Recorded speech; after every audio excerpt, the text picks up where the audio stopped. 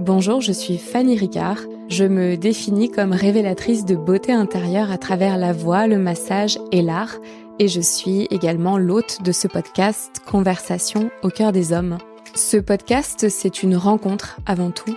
Une rencontre avec soi, une rencontre avec l'autre. J'ai à cœur de vous proposer chaque dimanche une nouvelle conversation. C'est ma façon à moi de vous proposer des espaces de compréhension de l'autre, de vous, dans l'optique de développer des relations saines et équilibrées, d'accroître sa compassion envers soi-même, envers l'autre, de développer sa connexion émotionnelle et relationnelle. Si vous voulez aller plus loin, je serais ravie de vous accompagner en visio ou en présentiel, de vous recevoir pour une séance de face reveal massage ou encore de vous guider à travers mon art. À bientôt et bonne écoute. Bonjour Franck. Salut Fanny. Ça va ? Ça va bien toi ? Ouais, ça va. Ça fait combien de temps qu'on s'est pas vu ? Oula, des années hein. Presque 10 ans, non ? Ouais, je sais pas, ça fait très longtemps en tout cas. Il y a très longtemps. Et pour autant, la première chose qui me vient, c'est de se dire la fluidité. La fluidité sur l'échange. T'es arrivé, on a commencé déjà, on parlait déjà, je pense, de plein de sujets avant même de commencer à enregistrer. Grave. Et ça me fait vraiment me dire que la connexion, quand t'as une connexion avec une personne, même peu importe, tu vois, comment la connexion s'est passée, etc., elle reste, elle perdure dans le temps quand elle est vraie et quand elle est authentique. Ouais, c'est clair. J'ai des potes que ça fait, je crois, 8 mois, on s'est pas parlé ou peut-être 1 an. Mais je sais que quand on s'appelle, c'est comme si la conversation s'était arrêtée au moment où on a arrêté la conversation. Genre hier, quoi. Ouais, voilà. Il y a pas de temps. De toute façon, pour moi, mon concept dans la vie, c'est que le temps, il n'existe pas. Mais ça, c'est un autre truc. Non, c'est un truc très intéressant. Le temps n'existe pas. Ouais, vas-y, on en parle parce que vraiment, moi, je considère aussi que le temps n'existe pas, donc c'est trop intéressant. Non, pour moi, le temps n'existe pas parce que le seul truc qui est visible avec le temps, c'est ta peau, c'est tes cheveux, c'est ton apparence physique, etc. Mais est-ce que toi, à l'intérieur, t'as changé? Non. Ce qui t'a pas changé, t'as mûri, t'as appris. Mais t'as pas changé fondamentalement. T'es la même personne qui a juste mûri et appris. Et de toute façon, et comme tu vois, c'est un truc de la vie que j'ai appris. J'ai appris que en fait, tu vois, certaines personnes, on dit ouais, ils ont changé leur façon d'être. Non, ils sont juste beaucoup plus eux des fois. Clair. Donc en bien comme en mal. Mais c'est juste qu'ils assument d'être eux-mêmes. Ils ont pas changé. Fondamentalement, c'est quelqu'un qui était calme et qui est devenu super exubérant, c'est juste parce que il savait pas comment être lui-même, c'est tout. Et qu'il avait porté le masque du calme parce que très certainement c'était ce qui était approprié pour être en société. Il y a des bons caméléons. C'est ça. Le caméléon, tu peux le garder plus ou moins longtemps. Enfin, cette cape, on va dire, d'invisibilité de ton soi supérieur, ça peut durer longtemps, mais je trouve qu'il y a des conséquences énormes en termes de santé mentale, santé physique. Enfin, voilà, je pense qu'on a tous des exemples autour de nous de personnes qui ont porté des masques un peu trop longtemps et hélas, pris le virage un peu tard, même si finalement. Ou trop tard. Ouais. Ou trop tard. Moi, j'ai un exemple. Après, ça va casser l'ambiance, mais j'ai un exemple qui fait que la façade, moi, je crois que c'était l'un des seuls, peut-être pour ça qu'il me parlait beaucoup en off. J'étais l'un des seuls qui disait, mec, t'as pas à être autant, en fait. T'as pas à être aussi gentil, t'as pas à être à répondre à nos appels tout le temps, t'as pas à être là pour nous tout le temps, en fait. Ça cache quelque chose. Tu peux pas être tout le temps yes. Tu peux être down. Et c'est pas grave d'être down, et c'est pas grave d'en parler. Tu vois. Et ces mots-là, disons que la personne qui partageait sa vie avec ces personnes-là a compris que moi j'avais compris. Tu vois. Et quand on a appris ce qui arriva après, moi j'étais l'un des ceux qui étaient pas étonnés. Parce que j'arrête pas de dire aux gens, en fait, celui qui est trop yes, trop truc, trop machin, trop nanana, il est peut-être au bord de la falaise, en fait. Ouais. En fait, il cache beaucoup. En fait, tu peux pas. T'as le droit de pas répondre au tel. Et quand tu réponds pas au tel, limite, tu m'envoies un bon signal. Tu vois, tu m'envoies un signal de t'es occupé. T'as des choses à faire. Tu fais quelque chose pour toi, en fait. Voilà. Ouais. Tu prends du temps pour toi. Ouais. Et voilà. Et c'est cool. Et les gens autour de toi, même quand ils voient sur les réseaux et que tu vois qu'en fait, la plupart des choses que tu fais, tu les as pas forcément postées. Tu postes ce que t'as envie. Mais en fait, tu postes pas forcément ta vie. C'est-à-dire, quelque part, t'as un jardin privé où tu te sens bien. Et c'est bien. Et en fait, t'as pas besoin de le partager aux gens et c'est tout aussi bien.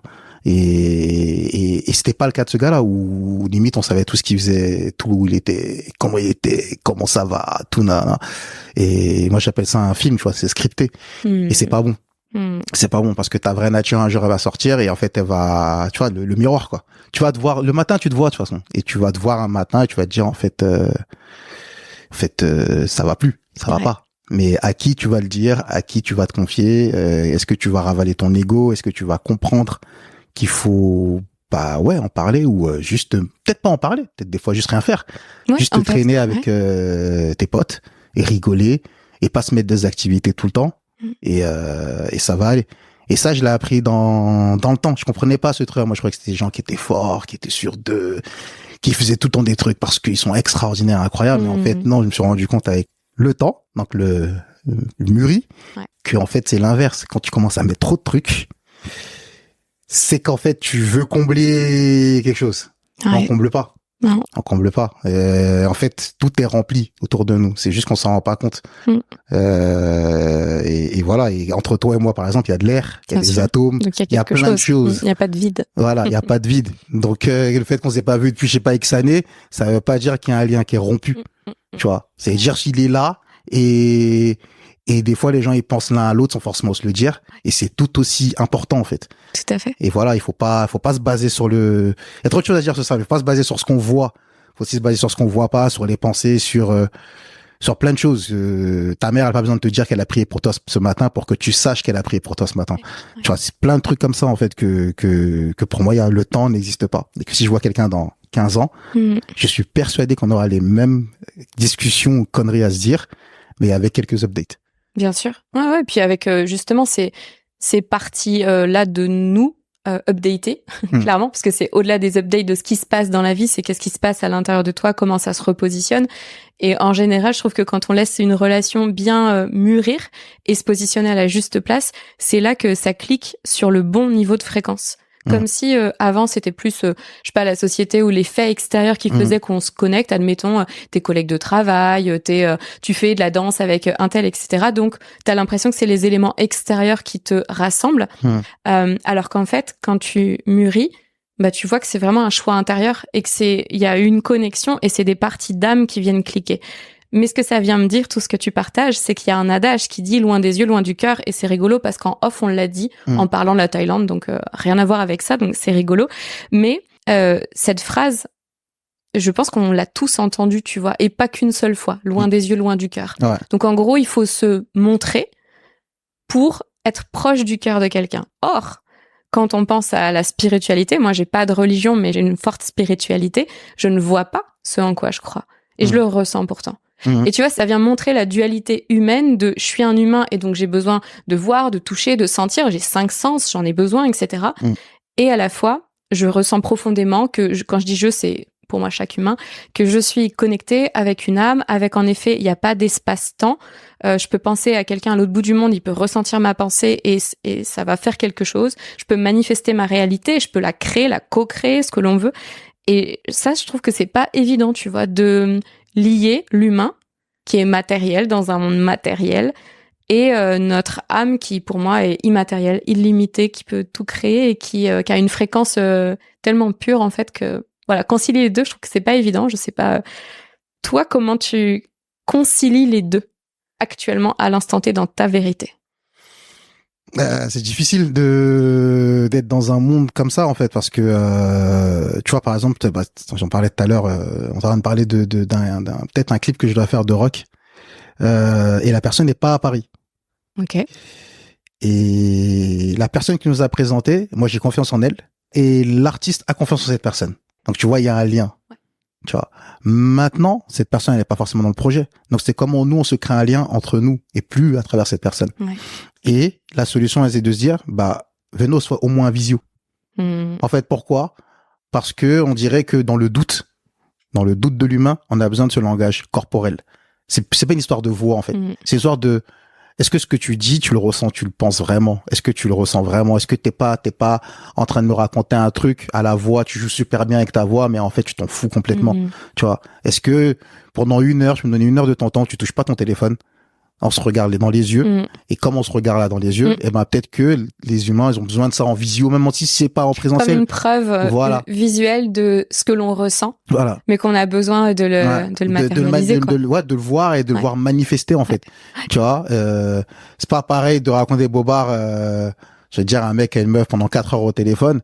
C'est pas pareil que juste 30 minutes en réel. Et les 30 minutes en réel ont peut-être même plus d'impact que les 4 heures au téléphone à dire ce que tu veux, là, alors surtout que le non-verbal, on sait qu'il est beaucoup plus important que le verbal. Voilà. Et la façon d'écouter, et la façon, tiens, même ce que tu regardes, ce que tu manifestes, est-ce que t'es en joie quand tu parles avec moi? Est-ce que t'es pas en train de bailler? Est-ce que t'as pas coupé le micro? Tu vois, il y a plein de trucs. En fait, le doute chez l'humain, et on ramène ça à la spiritualité, c'est pareil. En fait, le doute chez l'humain, c'est ce qui fait que peut-être qu'il croit pas, ou qu'il croit pas assez. Et moi, en tout cas, dans mon expérience de vie, je pense que la vie a dû me mettre des grosses baffes pour que ma foi, elle soit beaucoup plus grande. Et je crois que j'en avais besoin, mais que moi, peut-être comme je marche comme ça, peut-être que mon créateur a décidé que, lui, comme il marche comme ça, il marche qu'au tarte. Il marche pas à l'affect. Il marche, il y a un mur. Ah, ça le réveille. Ah, il y a un accident qui arrive, ça le réveille. Ah, il y a une valaise qui arrive, ça le réveille. En fait, et je me suis rendu compte de ça, en fait. Je me suis rendu compte, en fait, je suis comme ça. Il faut que je me mette en tension perpétuelle. C'est pas pour rien que t'es dans l'audiovisuel. Je sais pas, hein. Je pose ça là, tu vois. Juste le gars voit des choses, hein. Je crois que j'ai besoin de, il faut que je sois, si la journée elle est trop tranquille, c'est bien. Il faut qu'il y ait une tension en moment, et même c'est pas une tension genre une violente ou quoi que ce soit, c'est juste qu'il faut que je sois en alerte. Ok. Il faut que je sois en alerte. Et si je suis en alerte, ma foi elle est présente, et j'y vais, et j'ai pas besoin, et j'ai pas de doute. D'accord. Juste parce que moi, je me mets en tension. Au partir du moment où je me mets plus en tension, je cogite. Et si je cogite, c'est là que c'est pas bon. Donc, quand t'es plus en tension, t'es dans ta tête davantage que dans ta foi qui est plus connectée à ton cœur. Ouais. Okay. Quand je suis en tension, je suis avec mon cœur. C'est-à-dire, je suis pas dans la réflexion, je suis dans l'intuition. Ouais. Et ça se manifeste comment dans ton corps? Parce que, tu vois, si tu me dis en tension, moi, je vais penser de la contraction et si je projette sur moi, et du coup, c'est pour ça que je pose la question vraiment pour bien clarifier. Moi, si je suis en tension, je suis pas du tout connectée à ma foi. Et ça se manifeste comment, toi, ta tension? C'est de l'excitation. D'accord, ok. Donc, c'est pas forcément, t'es pas forcément physiquement tendu, c'est vibratoire. C'est une vibration. C'est comme si tu te préparais déjà à quelque chose d'excitant. Ouais. Un peu. Ouais. Mais sans, je sais pas comment te dire. Tu vois, j'ai fait du sport avant, je fais du foot. Et le truc que le coach dit tout le temps, c'est ne joue pas le match avant de l'avoir joué. Ouais. Ne joue pas dans ta tête. Si tu joues dans ta tête et que ça se passe pas comme t'as prévu, ton doute, il va très vite s'installer. Parce que toi, t'as prévu un scénario, il se passe pas comme prévu. Donc, tu peux pas t'adapter. Et donc, t'as une frustration qui monte. Et tu vois, les joueurs, ils sont agacés des fois sur le terrain. Parce qu'il n'arrive pas à faire un truc. Et en fait, il va plus jamais y arriver dans le match. C'est fini. Parce qu'en fait, comme lui, il s'est dit que ce geste-là, c'est ça qu'il va faire. Voilà. Il marquerait tant de buts. Voilà. Et que ce geste-là, ça nous sauvera. Et ce geste, il n'arrive pas. Il plonge. Et il y a des mecs comme ça où la finale de l'équipe de France dernière là, quand je regardais les potes, je disais ils l'ont joué avant dans leur tête. En fait, ils ont joué avant dans leur tête et ils ont des mecs en face qui sont venus détendus. Et regarde l'Argentine, ils sont détendus et souriants. Ils sont venus pour une guerre, mais ils sont venus faire la guerre avec la joie. Les Françaises étaient les masques de ce truc 2. Ouais. On n'a pas fait tout ça pour perdre maintenant. Alors que les Argentins, ils sont dans ce truc 2. On s'en fout. Ouais, non, mais qu'on perde, qu'on gagne, venez, on s'amuse. Et tu le voyais sur le terrain, c'était fluide chez eux. Et les Français, ils n'arrivaient pas à aligner 2 passes. Et c'est ce truc-là c'est ça que j'ai. Moi, j'ai de l'excitation. Quand un projet est de plus en plus gros, ça pourrait verrouiller des gens. C'est pas que j'ai pas peur, hein, mais je suis hyper excité. C'est l'âme de Son Goku. Je sais pas si tu connais Dragon Ball. Voilà, l'âme de Son Goku. Quand Son Goku, il y a un ennemi qui arrive, lui, il a pas peur. Alors peut-être il est plus faible, hein. Mais il dit, je suis trop content, je vais me battre avec un mec plus fort que moi. Je vais me faire progresser. C'est ça. Et c'est comme ça que je prends la vie. Je suis Son Goku et il y a une excitation, il y a un nouvel adversaire qui est encore plus gros. Comment je vais faire? Parce que c'est impossible que je perde. Et si je perds, c'est pas grave. Oui, parce que à minima, tu vas développer quelque chose. Voilà. Donc en fait, tu perds jamais vraiment, quoi. Mais si tu restes dans ta tête en disant je veux ce que je veux, et donc je sais pas, je veux soit tant d'argent, soit tel outcome, soit telle reconnaissance, il y a beaucoup plus de chances que ça se passe pas, en effet. Exactement. Et qu'on ait l'impression de tout perdre si ça se passe pas. Exactement. Alors qu'en effet, oui, à partir du moment où déjà, si l'opportunité, elle se présente, c'est que t'es capable. Après, qu'est-ce que t'en fais de ça? C'est autre chose. Mais, ouais, il y a une notion enfin, pour moi, il y a pas d'opportunité qui arrive si on n'a pas les armes à minima pour l'accepter. Après, on est toujours libre arbitre. Hein. On peut choisir de refuser une très belle opportunité. Mais je connais des gens, dans le contraire, ils ont besoin d'être crispés pour y arriver. Tu sais, j'avais ça en classe, mais je connais encore des gens aujourd'hui, mais j'avais ça, par exemple, au lycée, j'avais un pote, le mec, il avait 18, 19.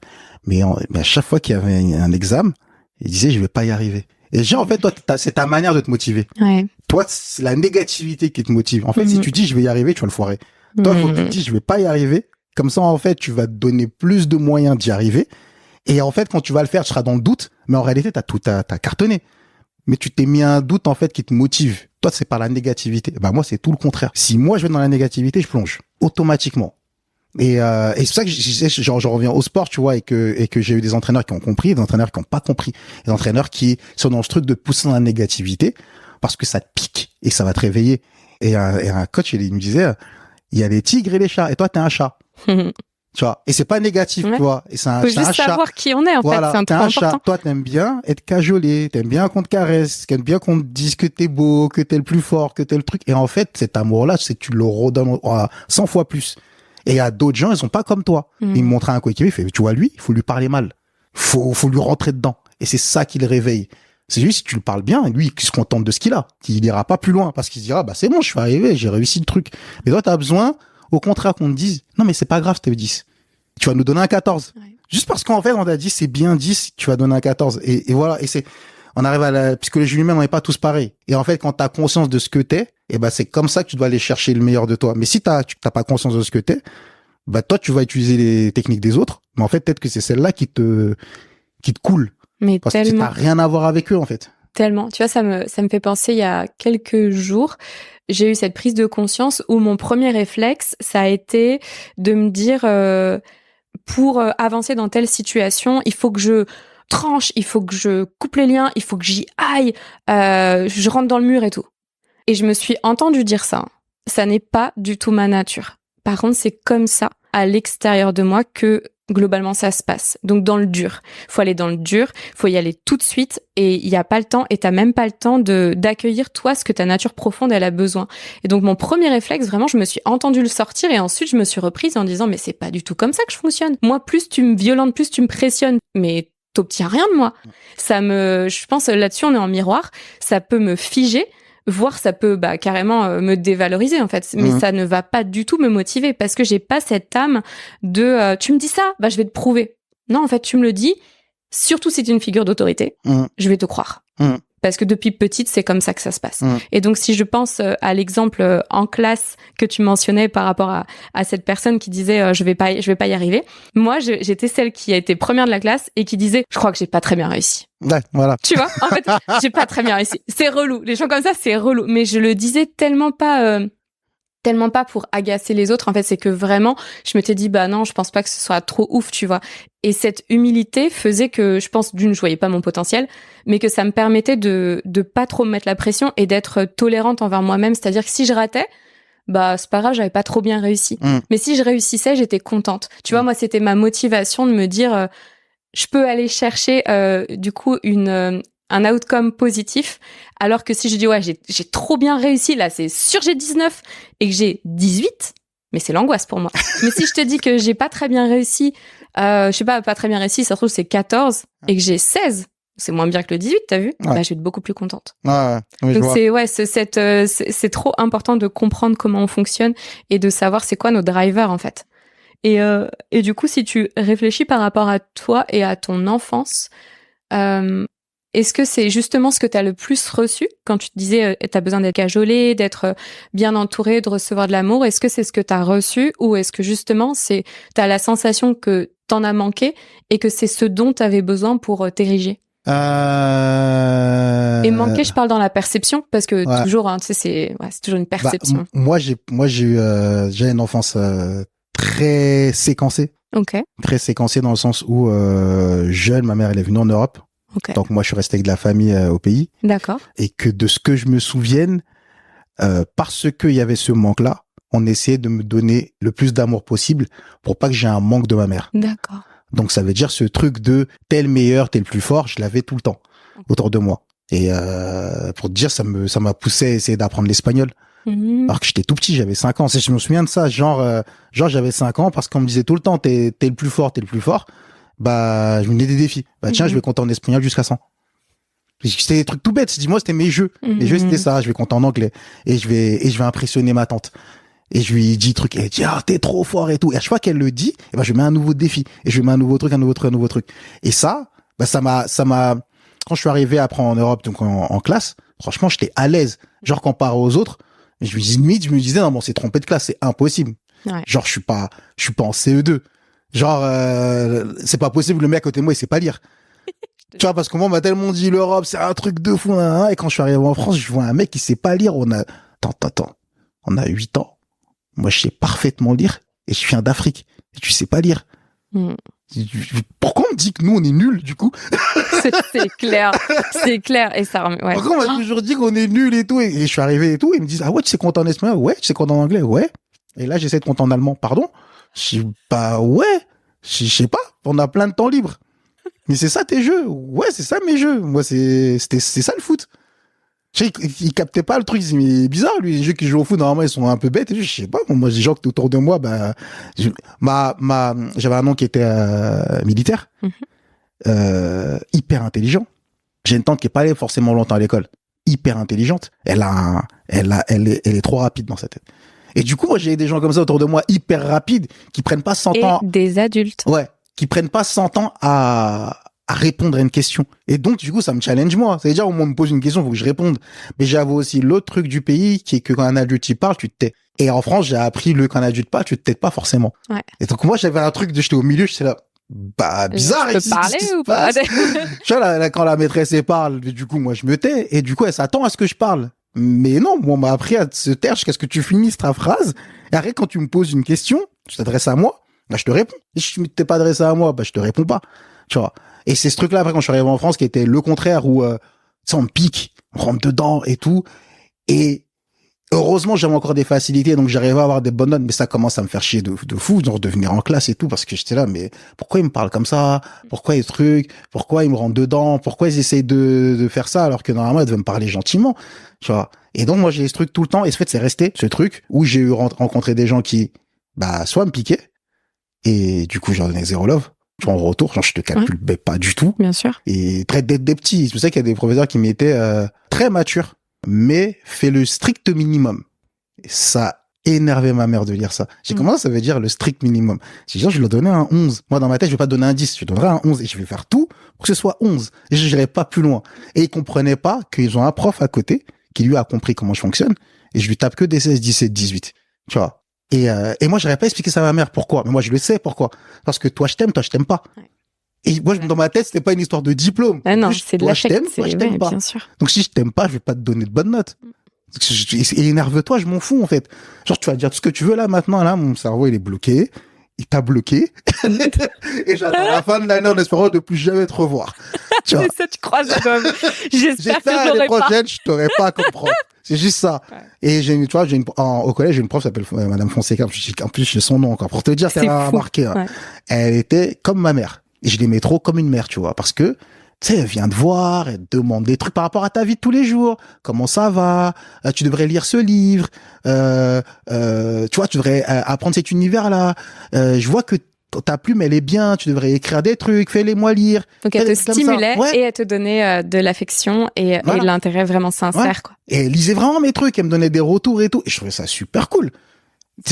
Ça a donné ça. J'avais un pote qui dessinait. J'espère qu'il a fait ça dans sa vie, d'ailleurs. Il dessinait trop bien, mais tout le monde se foutait de sa gueule parce que genre c'est pas cool de dessiner au collège. Genre surtout pas à notre époque. Il dessine. Ouais, c'est ça. Genre c'est pas un métier. Il dessine pas genre Sangoku, tu sais, il dessine des animaux, c'est nul, tu vois. Et moi je suis l'un des premiers à regarder, je fais mais c'est trop bien. Du coup on est devenus potes parce que je lui ai dit c'est trop bien. En fait je me suis rendu compte qu'il était comme moi, il avait besoin d'affection. Ouais. Et quand la prof s'intéressait à lui, il est devenu vachement fort et il m'a appris à dessiner. Je suis pas sa plume de ouf, je suis pas dessiner comme lui, mais en art plastique, j'avais des bonnes notes grâce à ce pote-là. Ouais. Parce que du coup, on s'est échangé du love. Ouais, c'est ça. Dans le sens où moi j'essaie de lui apprendre des trucs par rapport au cours, il m'apprenait le dessin parce que je trouvais ça ouf. Ouais. T'as 12 ans, tu sais dessiner comme ça, des univers entiers qui sortent de ta tête. Tu vois, et personne valorise ce truc, même tes parents ils disent ouais attends c'est pas un métier ça. Oui c'est exactement ça, c'est genre ok tu dessines bien mais ramène-nous quand même des bonnes notes et va faire des études. Ouais. Mais moi j'étais en train de me dire mais il y a pas des écoles spéciales pour ça, tu fous avec nous. Genre mec je saurais faire des BD. Je te jure. Donc voilà, donc en tout cas l'enfance j'ai perçu dans les deux mondes et même dans ma famille, tu vois, j'ai perçu dans les deux trucs, il y en a qui comprenaient. Ma mère elle a beaucoup de mal à comprendre. Elle a beaucoup de mal à comprendre parce qu'elle a grandi dans l'éducation africaine, on rentre dedans. Tu vois, en plus, j'ai grandi avec des femmes gros caractère. Moi, j'ai grandi avec beaucoup de femmes qui avaient des gros caractères. Je savais que les femmes, elles avaient une place importante. Enfin, ça se ressent dans ta vie. Non, mais j'ai des gros, en plus, des gros caractères, vraiment. Et en fait, je pense que ça aussi, mais ça, c'est lié aussi à mes relations après. J'ai plutôt recherché ça et qui a rien à voir avec moi. Que de chercher ma paix. Je recherchais des figures qui ressemblent à ma mère et mes sœurs, qui sont des gros caractères, qui se laissent pas faire. Il y a pas un mec qui leur marche dessus. Et je me suis toujours dit, mais c'est trop bien ça. Tu vois, ça c'est trop bien, une femme comme ça en fait. Mais ma mère qui a pas de limite et que on clash souvent, ma sœur elle avait des limites.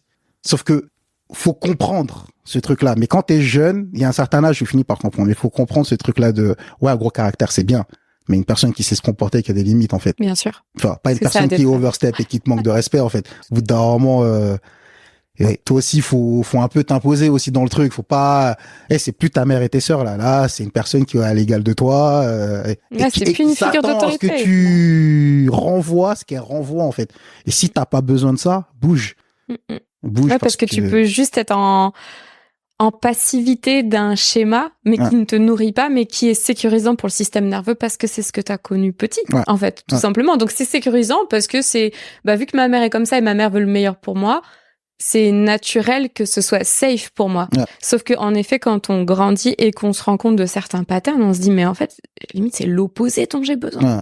Et parce qu'en plus, je trouve, le revers de médaille d'un comportement, et c'est vraiment sans aucun jugement, mais d'un comportement qui prend de la place, c'est que ça nous permet pas non plus de prendre cette place. Exactement. Tu vois? Forcément, puisque si t'as 100%, si une personne prend 70%, c'est, normalement, t'as plus que 30, quoi, tu vois. Et c'est hyper difficile d'aller questionner cet équilibre-là. Sauf que la personne aurait besoin de revenir sur son 50 et toi de monter, en fait, ton pourcentage d'une certaine manière si je devais le chiffrer. C'est un peu comme ça, je le voyais avec des images de couleurs, tu vois, comme un yin et un yang, mais qui serait pas équilibré.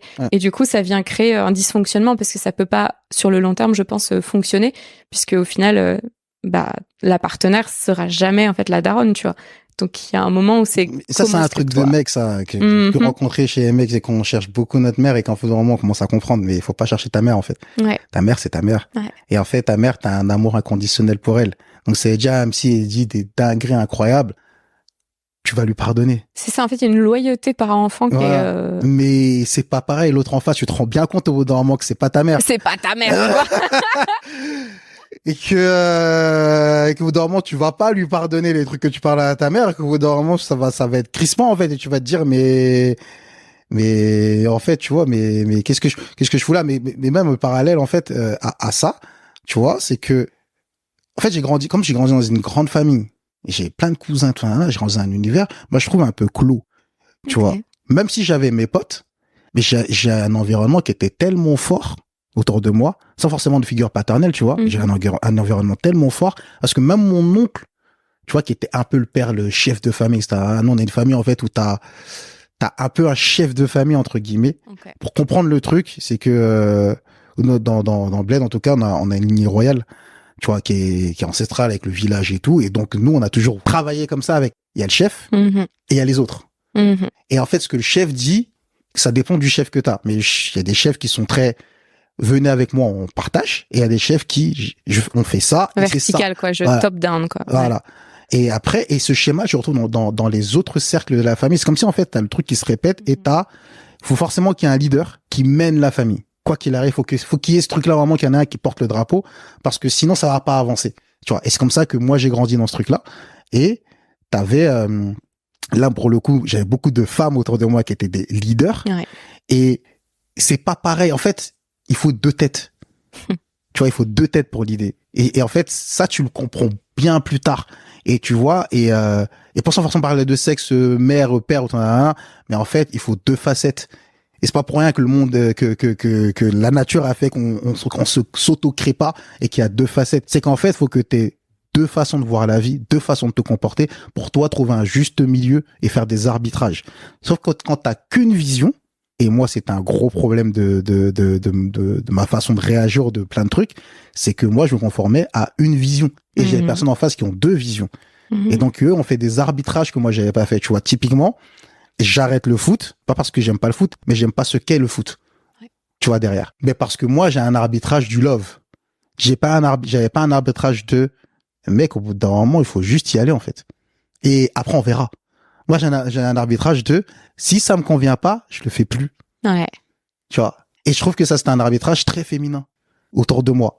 Et j'avais pas l'autre arbitrage de tête brûlée, tu vas tout droit, comme un mec, tu vas tout droit. Et si on trébuche, c'est pas grave. De toute façon, comme un petit garçon, tu vois, je tombe, je pleure 2 minutes et je cours encore, tu vois. Pas comme la petite fille, on lui dit, non, mais assieds-toi là, tu t'es fait mal, tu vois. Et ce truc-là, bah, ça te met dans une posture où, bah, ouais, t'es là, tu te dis, ouais, mais autour de moi, c'est ça, en fait. J'ai pas de love, j'arrête. Pourquoi je me prends la tête? Tu vois. Et ça peut te mettre un frein au développement affectif. Peut-être t'es trop affectif. Peut-être tu ressens trop les choses trop fort. Peut-être tu prends trop les choses à cœur. Tu vois, plein de trucs comme ça où tu réagis et même des personnes en face de toi qui vont pas comprendre quand tu réagis comme ça. Mais c'est rien, en fait. Tu sais, je t'ai rien dit ou j'ai pas voulu te faire mal ou truc. Mais toi, t'as grandi dans un truc où, ouais, non, ça, c'est pas bien, en fait. Me parle pas comme ça, tu vois, comme ça. Et ouais, et en fait, tu le ressens. Il y a des gens à qui tu parles, tu le ressens, tu vois tout de suite, tu dis, ouais, toi, ton père était pas très présent. Tu sais, des meufs ou des mecs, j'aurais dit ça, ils font, comment tu sais? Je passais par là, je capte très bien ton. Oui, parce que ta boussole, façon... en fait, les polarités, c'est ce que tu exprimes, hein. Si je reprends avec des mots différents, mais c'est ça, c'est que la boussole, elle est un peu déréglée. Elle est pas au centre, en fait. Elle est, on va dire à gauche, parce qu'à gauche, c'est plutôt le côté féminin. Elle est plus à gauche. Et du coup, moi, ce qui m'intéresse, c'est de voir, qu'est-ce qui a fait dans ta vie. Parce que moi, je te sens centré, en fait. Je te sens centré et ancré aujourd'hui. Qu'est-ce qui a fait que ta boussole, ton équilibre, s'est progressivement ou d'un coup, je sais pas, retrouvé? Et un complément, c'est est-ce qu'à un moment, t'as eu besoin d'aller complète de l'autre côté? Ouais. Je suis pas surprise. Ça, c'était... La période dark de Franck. Ouais, elle a duré longtemps, en plus. Franchement, j'ai pas compris, elle a duré super. En fait, quand j'ai arrêté, je me suis dit, mais ça fait longtemps que je fais n'importe quoi. Bref, ouais, c'était à cause d'une relation que je me suis mis à fond. Okay.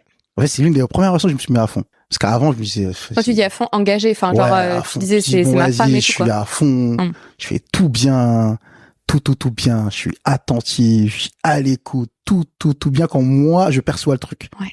Tu vois. J'ai une personne en face de moi, gros caractère, qui, quand sa mère elle a vu qu'elle était en couple, elle a fait, pardon, t'es sûr tu veux être avec cette personne? Sa mère me dit ça, je me dis, waouh, elle fait... Bourbier! Voilà. C'est plus un red flag, là. Non, mais non, moi, j'adore ma fille, y a pas de problème, mais bonne chance. Bonne chance. Elle dit, même moi. Tu vois, et sa mère, en fait, c'est le côté tout doux. Et son père, c'était le côté très fort. Et elle est au milieu, sauf que son père, il a un très gros caractère, tu vois. Et là, tu te dis, ok, j'encaisse le truc, tout se passe bien et tout, et ça s'arrête. Et c'est pas le premier, c'est le premier déclic, c'est pas le vrai premier, mais c'est le premier déclic où je suis là, je fais, en vrai, c'est bien de comprendre les meufs, de comprendre comment elles réagissent, c'est bien d'être à l'écoute, c'est bien tout ça. Et c'est bien d'être un mec, en fait. T'es totalement un mec qui juste autiste, qui voit rien, qui comprend rien. Tiens, je vais aller dans ça. Juste voir ce que ça donne. T'es totalement autiste, d'avoir aucun ressentiment de rien du tout. Voilà, de rien comprendre à rien. On te dit un truc. Ouais, comme tous mes potes. Ouais. Qui écoute pas la conversation au téléphone. Elle vient de te dire, et tu vois, il y a des potes, je leur dis, elle vient de te dire ça. Ah bon? En fait, je crois qu'il y a des fréquences, normalement, où les mecs, on bloque. Tu sais, ça fait comme une méditation. Ah là là. Voilà. C'est de l'hypnose. Mais ils sont bons, en plus. Ouais. Tu vois, ils ont un tartinet, un truc dans le pain et tout. Je dis, ouais, je suis à côté, je suis là. Après, lui, il me demande un truc. Je dis, mais comment tu fais pour... Non, j'écoute pas. Oh merde. Ouais, c'est pour ça que je fais des... Et arrête, elle dit, mais quand elle te demande et tout, hein, non, mais je sais à peu près, tu vois, t'inquiète, je saurais comment rebondir. Elle dit, ouais, non, mais c'était ça, et tu vois, ça la calme. La stratégie. Tu te rends compte, c'est une vraie stratégie, par contre, hein, parce que c'est fatigant. Du coup, moi, j'ai ce truc-là, je sais, par exemple, si j'ai des potes qui m'écoutent, ils vont rien savoir. J'ai des trucs au bureau. Quand j'étais au bureau où tu me parles, moi, je fais mon truc. T'as l'impression que je t'ai pas entendu. Ouais. C'est hyper énervant au bureau. Je peux se passer 5 minutes, hein. Quand tu me connais bien, en fait, continue de parler. Moi, je fais mon truc. Mais en fait, je suis en train de prendre l'information. En fait, c'est côté féminin qui prend l'information, mais côté mec, il est en train de faire le truc. Et s'il a pas fini. Et tu fais pas de eye contact. Tu regardes pas la personne. Et je regarde pas la personne. Si et je regarde, en fait, voilà, les gens qui bossent avec moi au début, ils se disent, mais c'est un manque de respect de ouf, c'est un ouf, ce mec. Et en fait, des gens qui bossent vraiment, non, mais c'est Franck, il est comme ça. Il le prend pas mal. Faut pas le prendre personnellement. Il le prend pas mal. En fait, il est en train de faire une tâche. Si la tâche, elle est pas finie, il peut pas se mettre sur toi parce qu'il va pas finir la tâche. Et s'il finit pas la tâche, il va oublier ce qu'il est en train de faire. Mais t'inquiète pas, il entend tout ce que tu dis et même finit ta phrase, part. C'est stocké quelque part. Il y a des stagiaires, ils étaient morts de rire, tu vois. Parce qu'ils me voient arriver 5 minutes après, ouvrir la porte et dire, bon, alors sur ce truc de monsieur nanana, je pense qu'il faut faire ça. Est-ce que tu m'as écouté? Et là, t'as des associés fait, oui, je te disais. Il sait faire deux choses à la fois. Il entend tout, il sait tout ce que t'as dit. Juste, il pouvait pas te répondre tout de suite parce que il faut qu'il prenne l'information, mais pendant qu'il finit sa tâche. Et en fait, c'est ça, c'est que quand j'étais dans l'autre côté, j'ai développé le truc en fait, ouais, quand tu fais une tâche, faut la finir, ta tâche. En fait, faut être concentré sur ta tâche. Et en fait, même si elle est relou, ta tâche, t'as commencé un truc, non? Tu vois, ce truc que tu disais avant avec le coup, tout ça. De pas abandonner. Ça me plaît pas, j'arrête. Bah, ça, j'ai commencé à le développer en fait, quand tu commences un truc, déjà, tu le finis avant de dire, c'était nul. Ouais, j'aime pas, voilà. Ou je veux continuer ou pas. Ouais. T'as commencé le truc, je sais pas, si t'as monté un magasin ou t'as fait un truc où tu dois aller faire un voyage, à l'autre bout du monde, tu t'arrêtes pas en route. T'as pris la décision. Tu vas jusqu'au bout du truc. Tu vas faire le voyage. Après, tu verras si c'est nul ou pas. Et tu te rends compte, t'as des surprises. Les trucs que tu disais, ça va être nul. En fait, il est grave bien. Donc, là, tu te mets des regrets du passé, tu fais, putain, mais en fait, avant, j'étais débile. Mais pourquoi j'ai pas fait ça jusqu'au bout? Pourquoi j'ai pas poussé ça jusqu'au bout? Maîtrisé par tes émotions. Voilà. Et ensuite, t'as maîtrisé tes émotions. Sauf que ta base, de toute façon, elle est de comprendre et d'aller en profondeur. Donc, c'est peut-être plus facile, en vrai, ce que t'as fait dans le cheminement, tu vois. Même si ça a pas été facile à certains moments, ce que toi t'as développé qui est inné, c'est plus difficile, je trouve, à développer en conscience. Alors que toi, la compréhension, de la partie émotionnelle, donc de la femme ou même du niveau émotionnel, comme il est inné, tu vois, t'as pas vraiment besoin de réfléchir pour sentir les choses. Ça, c'est plus difficile à développer, quoi. Alors que le côté masculin, bah, c'est de la tâche, enfin, c'est du faire, quoi, c'est de l'action. Alors oui, va avec son lot d'émotions, de ce que tu veux, mais c'est peut-être plus facile dans ce sens-là pour trouver ta balance que dans l'autre sens, je sais pas. Je sais pas, moi, je peux pas te dire, mais je pense qu'en tout cas, sans forcément dire je suis meilleur ou pas meilleur ou je pense que ouais, en tout cas, il y a des personnes qui ont rencontré ma vie à ce moment-là, quand j'ai fini ma balance, qui étaient déboussolées, en fait, par ce truc-là le mec, il arrive en même temps à comprendre et à prendre des vraies décisions, en fait. Tu sais, il est pas dans le truc. S'il faut trancher, il va trancher, mais en même temps, il va avoir l'empathie pour quand on est en train de dire. S'il va prendre une décision non empathique, il va prendre ça en considération, mais quand il va trancher, ça va prendre en considération ce truc-là. Et même je pense, ça va pas avec ce qu'il dit en ce moment dans tous les trucs, etc. Je pense que ouais, il faut avoir cette part d'homme pour qu'une femme elle soit attirée. Ouais. Et quand je vois des potes qui sont les meilleurs potes, j'arrête pas de dire, je suis passé par cette phase-là, mon pote. Passé dans la phase du meilleur pote. Quand j'étais jeune, évidemment, parce que j'étais trop à l'écoute, mais j'étais pas à l'action. Au bout d'un moment, en fait, elle t'envoie des signaux. Mais toi, tu réponds pas aux signaux. Au bout d'un moment, elle se dit, en fait, c'est un pote. Ouais. Tu sais, au bout d'un moment, mec, je parle, je te dis des trucs, mais ça veut dire bouge. Ouais, la fameuse friendzone qui, en fait, des fois, on s'auto-friendzone, enfin, tu vois, clairement, ouais. En fait, j'arrête pas de leur dire, mais vous savez, beaucoup d'entre vous êtes auto-friendzonés. En fait, elle a perdu l'attrait qu'elle avait pour vous, juste parce qu'en fait, à aucun moment, vous avez fait une action. Juste une action de montrer que vous êtes peut-être intéressé. Donc, elle s'est dit, le mec, il est pas intéressé. Mais aujourd'hui, tu montres de l'affection plus tard. Mais la meuf, elle passe à autre chose émotionnellement. Elles sont pas comme nous, elles sont émotionnelles. C'est-à-dire, si l'émotion, elle est passée, elle va pas revenir. Ou elle est bonne chance pour aller la rechercher. Parce qu'elle est dans une case très loin. Où elle se dit, ouais, le mec, il est comme ça, tu sais, elle t'a mis là-bas. Fin. Ouais. Donc, bonne chance pour aller rouvrir cette case où elle avait cette affection du début. Elle disait, putain, ce mec, il est génial, c'est qui? tu vois. Et tu vois, elles ont cette phase-là, là, maintenant, là, tout de suite. Et je te dis pourquoi? Parce que j'ai grandi avec des femmes. Donc moi, j'écoutais les conversations de ma mère et de mes sœurs et tout. Et sauf qu'en fait, je prenais pas de leçons. Et après, j'ai pris les leçons, j'ai compris ce truc-là, en fait, de quand on te montre de l'affection tout de suite, quand elle veut te voir, quand elle te texte, quand elle dit, tu fais quoi? Faut répondre. Enfin, tout de suite. Voilà, c'est exactement ça. C'est maintenant. Parce qu'elle veut te voir, elle veut truc, elle dit, bah, j'ai vu ça, j'aimerais bien aller avec toi. T'es pas son pote. Ouais. C'est pas comme ça qu'elle parle avec un pote. Et ça, il faut le décrypter. Elle parle pas comme ça avec un pote. Le pote, elle va pas lui dire, on va manger ensemble à 9h. Mec, t'es dans une autre case. Quand elle commence à dire, on va déj ensemble, commence à reculer l'heure, commence à plus trop répondre la nuit. C'est-à-dire que ça y est, l'émotionnel est passé, t'as passé ton moment, c'est cool. Peut-être elle a personne d'autre, juste que toi, ça y est, tu vois. Mais ça, je te dis, il y a plein de mecs, plein de mecs qui sont monoparentales, bah, ce truc-là a développé de côté mec, côté, je parle, j'y vais, je fais truc, je machin, là, et tu vois ça. Quand tu fais l'analyse après, quand je vois mes potes qui sont comme ça, tu vois, ils sont grandis avec des papas présents, hyper présents dans leur vie. Et en fait, c'est pour ça qu'ils sont comme ça. Qui sont ils rentrent dans une pièce, ils remplissent la pièce. Ouais. Tu vois. Parce que ça vient de leur daron qui était déjà comme ça, tu vois, et ils ont grandi avec un papa qui disait, ouais, mon fils, fais ça, truc, vas-y, prends le ballon, nan. Et lui, quand il grandit, il fait quoi? Il dit, ouais, les gars, venons, nan. Et parce qu'il a ce truc-là de cette énergie qui est en lui. Et ça, je dis, ces mecs-là, vous êtes très bien. Je sais, pour vous la garder pas, parce qu'il faut aussi développer côté pathos après. Ouais. Et c'est pour ça qu'on n'arrive pas à se comprendre. Parce que elles sont attirées par ça au début, mais après, maintenant, elles ont besoin d'une connexion émotionnelle. Elle est trop importante. Et si tu lui donnes pas, que tu restes dans ce truc de ouais, je suis trop cool, je suis trop machin, mec, ça marche qu'avec des gamines. Ouais. Les gamines, elles ont besoin de ça, parce qu'elles sont encore avec leur père, donc elles ont besoin de ça. Quand elle devient femme, que le père, ça y est, elles ont compris que c'était pas forcément le meilleur mec du monde. Voilà. Oh, mec, finalement, mon père plutôt, peut-être c'était un mec banal. En vrai de vrai, je l'ai trop idéalisé. Il commence à avoir ses propres goûts. Mec, c'était comme son père. Ouais, ça marche 1 mois, 2 mois. Et tu vois, il y a des mecs qui sont très contents de ça. Tu sais, ils enchaînent des relations. Chez les gars, les plus durs, c'est d'attraper une meuf, de rester avec. Mais bien sûr. C'est pas de serrer plein de meufs. Ça, mais non. C'est très facile. Du coup, c'est le cadeau de surface. Ben ouais, non, mais c'est clair. Mais c'est le cadeau de surface. En fait, le vrai cadeau, à mon sens, le vrai cadeau de la relation, c'est la connexion émotionnelle. Et elle se crée pas. Enfin, la connexion est là, mais la connexion émotionnelle, c'est de la constance. C'est un mélange d'action et de connexion intime, et l'intimité, ça passe par un geste, ça passe par un sourire, ça passe par une question avec beaucoup de présence et tout. Et c'est ça qui est plus difficile, mais qui est le plus beau dans la relation. Vraiment, quoi. Le truc tout con, tu vois, c'est... Il y a des mecs que je connais qui ouais, t'as les sous, c'est bien, tu as lâché le sac qu'il faut, etc. C'est cool.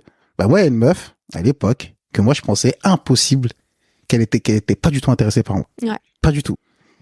Et elle commence à me parler parce que à chaque fois qu'on va quelque part, c'est toujours un truc qui est kiff.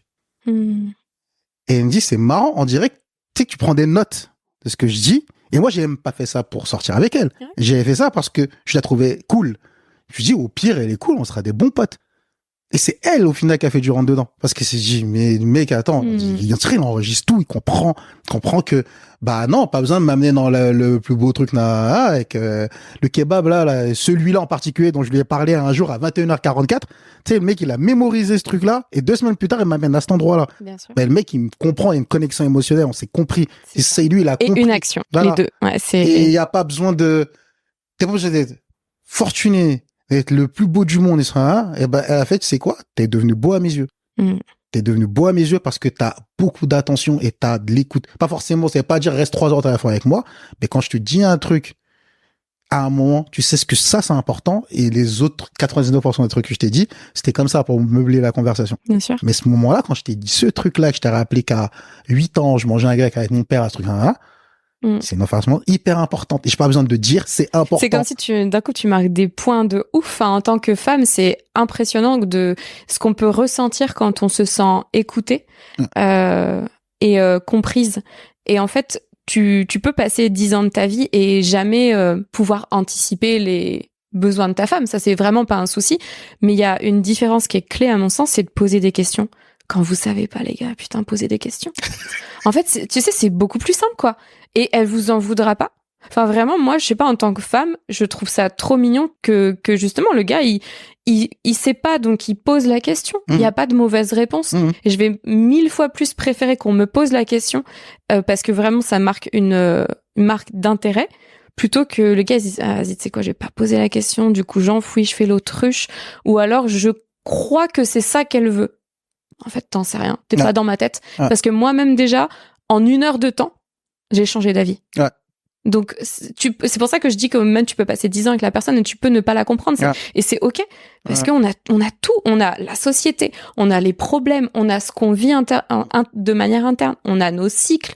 Il y a tout qui fait que tout est en mouvement. C'est impossible que la même action ait le même résultat. Et c'est là que justement le truc un peu binaire du mec qui se dit « Attends, si je fais ça, elle aura du plaisir. Si je fais ça, elle va être contente parce qu'elle a kiffé. » Non, en fait, la semaine dernière, t'en sais rien ce qui s'est passé dans sa journée. Et peut-être qu'elle était au top de sa forme, elle était trop bien. C'est même pas toi qui lui as donné du plaisir, la vérité, tu vois. Enfin, faut prendre en considération tout l'environnement. Et du coup, ça passe par le questionnement, quoi. Ça passe exactement par le questionnement. Tu vois, il est encore en ligne. J'ai fait un court-métrage qui s'appelle Langage des fleurs. Ok. Le titre, c'est Anna Kotoba. En japonais et en français, ça veut dire langage des fleurs. Et pourquoi je partis des fleurs? Parce que les fleurs, elles ont une émotion. Chaque fleur, elle veut dire quelque chose. Tu vois. Et au lieu de le dire, j'ai laissé dans les scènes comme ça un peu partout, où j'ai filmé dans des endroits qui représentent ce genre de nature. Okay. Mais en fait, c'est quoi la relation? C'est qu'on était dans le Covid. On est en plein Covid. Tout est fermé. Je me dis, en fait, il y a un truc qui est drôle. C'est que je parle, à l'époque, j'étais célibataire, je parle au téléphone des heures avec des personnes peut-être qui me calculaient pas avant et qui me connaissent mieux au téléphone en ce moment et qui ont grave envie qu'on se voit. Et je fais, c'est bizarre. Et j'ai écrit ça avec un autre pote, Joe Kid, et il avait ce même truc de, c'est marrant, vu que le monde est fermé et que personne n'a rien à faire, je dirais que les gens ont plus envie de découvrir l'intérieur des gens et pas la surface. Tout à fait. C'est fini, on est tous en pyjama, là. Bah oui, parce que là, il y a plus les soirées, il y a plus les trucs, il y avait même plus les coiffeurs. Voilà. Et les gens avaient les cheveux claqués. Les meufs pouvaient pas refaire leurs ongles, c'était l'angoisse. C'est ça.